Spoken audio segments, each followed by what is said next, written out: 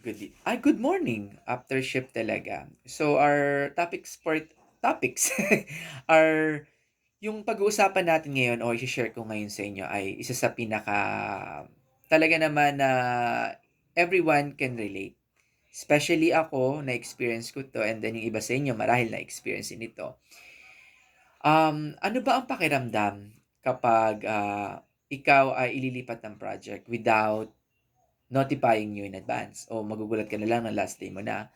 Yung tipong mali-lay-off ka, sa project or di mo alam redeploy ka na pala.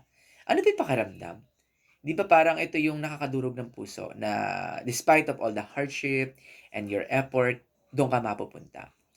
So, siguro yung iba, iba-iba tayo ng ano, pinagdadaanan, eh.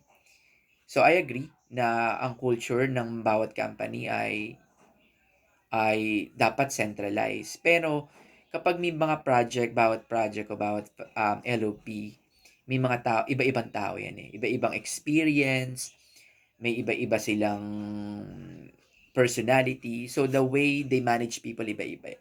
Pero dapat ang centralized talaga. Ako, I suggest, dapat centralized yung people skills. Dapat yung mga tao na magli-lead dapat may people skills in the first place. Yung may puso na maiintindihan yung nararamdaman ng bawat isa. Yung human ba? Yung tipong hindi lang nagbibigay ng mga trabaho o nag-a-assign ng mga ginagawa natin. Dapat they understand yung nararamdaman natin in day to day. So, kakamustahin ba tayo, kung ano pakiramdam natin, nararamdaman natin.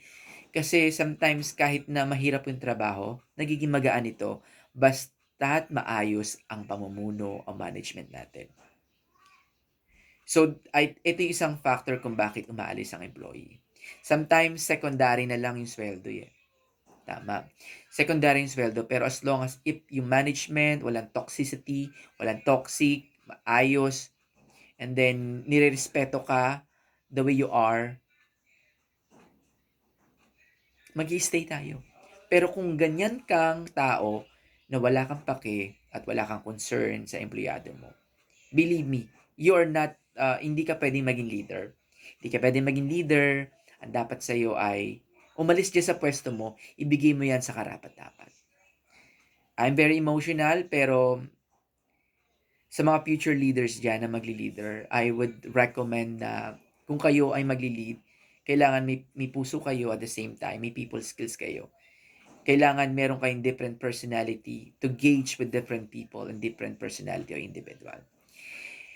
Yun guys, so sa new journey ko sa aking ano yan, and I will apply all the learnings na nakuha ko kay Principal, Accenture, and then Teleperformance. And I will bring it and I will promise madami pa ako matututunan.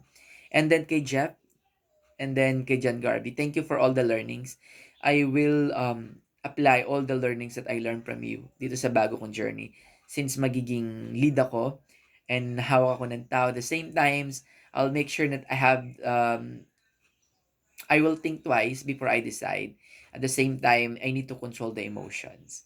Thank you so much and sa mga nagtatanong, if you have question, just PM me. I'll promise I can do the best that I can para gawa ng content. Thank you so much.